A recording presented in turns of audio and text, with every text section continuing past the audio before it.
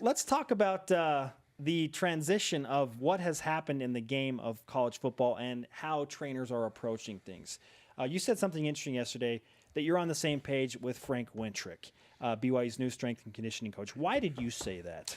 I had the opportunity to meet with Frank for a little bit when I went down for when we were announcing the signees of 2015. And, for a while I've been preaching that we've needed a change in that department. Not because I didn't love the coaches that were there before us, but because that's what I'm passionate about, and that's what I do now. That's my profession now, and I just saw a need for change. And having met with Frank, Frank never was here when I was here, but for him to take the opportunity out of his day to talk with me about different philosophies and talk to me about our approach to training, what I found is not only we have a lot of the same beliefs, but his way and style of doing it, I think, is what BYU needs at this point in time. We've seen way too many injuries over the past several years, and we can sit here and say that a lot of these injuries are,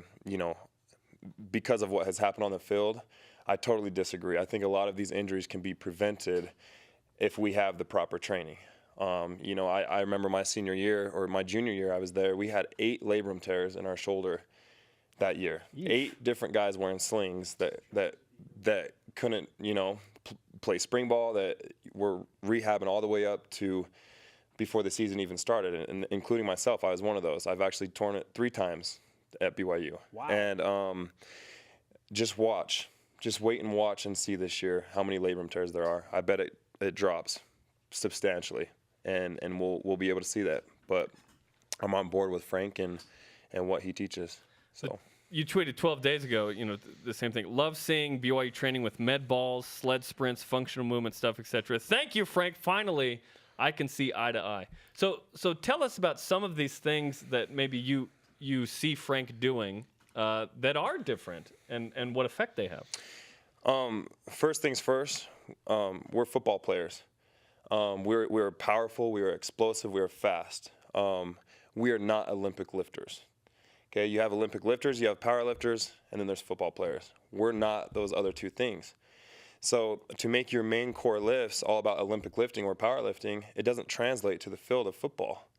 And so, by throwing a med ball explosively and by power cleaning, you're getting the same effect on your central nervous system. Whether I throw a 8-pound ball as far as I can, or whether I'm cleaning 330 pounds, it has the same effect on our central nervous system. Now, you tell me which one is going to be less injury rate. You tell me which one applies more to football. You're preaching to the choir. Look at us. Exactly right.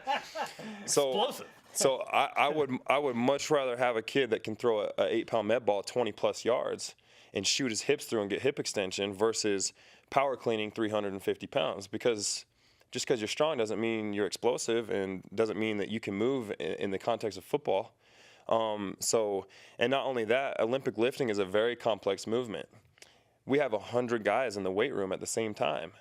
You can't sit and break down an Olympic lift to 100 different kids. I didn't even know how to power clean when I got to college. And I'm sitting here, I'm naturally a strong dude. I'm sitting here power cleaning 350 pounds, and I still don't even have proper form. So to sit and break down proper form of such a complex lift to 100 different people would take months on months. It would take a whole summer to do so. Explosive med ball throw, very easy to teach, has the same effect on your central nervous system. You're getting the same effect out of it from an explosive standpoint, but now we're not loading the body with all this weight, and we're not putting ourselves in a complex movement where we can get injured. And so that's why, seeing that he took away the Olympic lifting and he does all that stuff, that's all the same stuff I do. And that's what I believe in.